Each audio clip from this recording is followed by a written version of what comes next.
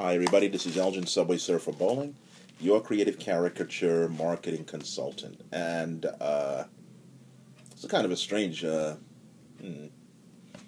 tip, but it's for you artists who draw caricature live. If you're just starting drawing them at parties, trade shows, special events, that kind of thing, or drawing out in the street. There's going to become some point where you're drawing a person, you're having a good time, and then there's this one person in the crowd who is giving you a hard time. Yes, we are talking about the dreaded heckler, the one who's making jokes, the one who's making lewd comments, the one who just won't leave, okay? Doesn't seem like they want to get their picture done. They just seem like they, I don't know, like they turn into Jay Leno or whoever their favorite comedian they're trying to imitate. And they're trying to do it at your expense. Basically, they're trying to diss you. And maybe they might be throwing off your game a little bit. Maybe they might even be getting to you. So there are, since this is a kind of a thing that you have to deal with, you know, as a professional who's drawing in public, and, you know, remember, since you are drawing in public, you essentially are, well, how can I say, you're drawing in public. The stuff that happens in public, potentially it can happen to you, and in order to do the best job possible, you have to know how to deal with the public in a diplomatic way. Here's what not to do. Number one, don't get hot. Don't get hostile. Don't start cursing. Don't start doing any of that stuff, because here's what will happen. Okay? You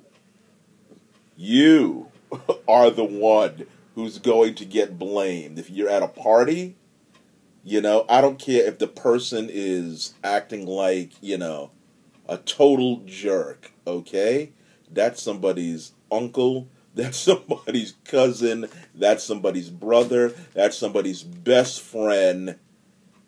Okay, and I will guarantee you that if you offend that person and sound off on them, blood is thicker than water, my friend, and it's not going to sit well for you, not them, even though they know that that person's a jerk. But then again, what do you do? What do you do to kind of deal with it? I'm going to show you some very effective things that I've done to deal with it. Number one, if you have listened to these videos long enough, you should know that you should be in such a zone that nobody exists but the person you're drawing. This is a skill, it's an intangible kind of thing. You know, intangible in the sense that I can't really teach you how to concentrate. You're going to have to find your own way. But one of the mistakes that beginning artists make, and sometimes experienced artists as well, is a failure to totally focus on the person they're drawing. They're so enamored by what's going on. Oh, the line looks like it's long. I've got, you know, 1, 2, 3, 4, 10 more people to draw, and oh my God, the time looks like it's running out. You know, and oh man, this guy's breath stinks over here, and this kid is like coughing on me. All of those little distractions go into not really focusing on the subject who's there. Trust me, if you focus on the person that's there, it's going to go a lot faster. No one else must exist but the person that you're drawing right then and there. And you'll find that if your concentration is total, that you can zone out a lot of the noise that goes on just becomes ambient background noise, kind of like if you're in a room with a clock that's constantly ticking. If you're focused on doing a particular task, whatever it is, you'll notice that every now and then you'll hear the clock even though it's ticking all the time. Okay, so it's the same experience. So that's one thing that you can do. Focus totally on your subject.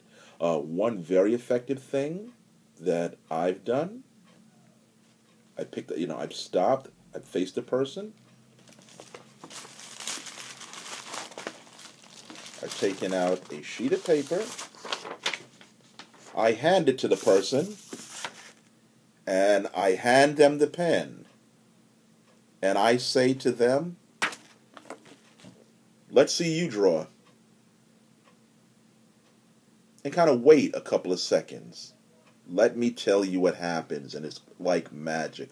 What happens is they'll stammer out a few lame lines, and then usually for the rest of the evening they'll shut up, or they'll walk away in shame. But you got to really make a display of this, not in a kind of, like I said, inflammatory, derogatory way. Just do it calmly. Rip out a sheet of paper, hand it to them. Let's see you do better. Let's see you draw. I remember one time we were drawing on the street, me and one of my partners, Kenley Dillard. We were drawing caricatures on the street, and as Heckler was just walking back and forth, really bothering us. Really, he really had a thing out for me. That's my dog scratching over there. Anyway, Kenley turns and hands the person a pen and says, "Can you draw? Can you draw?" The person just kind of stammered for a couple of seconds. Oh, by the way, this is a Tombow brush pen, one of the best in the business. I swear by this pen. Okay, Tombow brush pen. Gotta get this. Anyway, Kenley comes up to the guy and says, "Can you draw? Can you draw?" No. All right, then. And then we went back to drawing for the rest of the time, and it was fine. Know this also about the heckler, and this is really going to be a confidence booster to you. The heckler is there because he admires you. You see, the heckler wants to be you. That's why he's there. He sees that you're confident.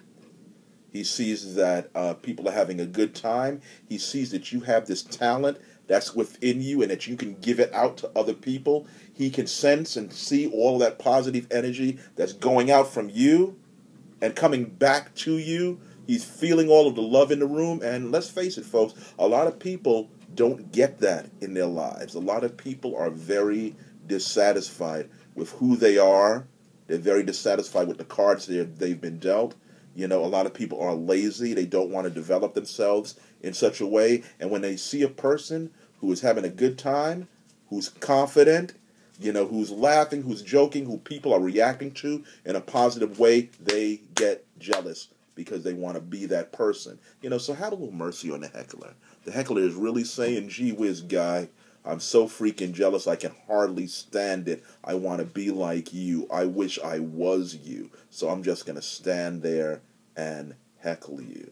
Okay? Okay, so it's a backhanded compliment, but you still need to kind of put them in their place. Gently, of course. This is Elgin Subway Surfer Bowling, your creative caricature marketing consultant, and that's how you handle a heckler.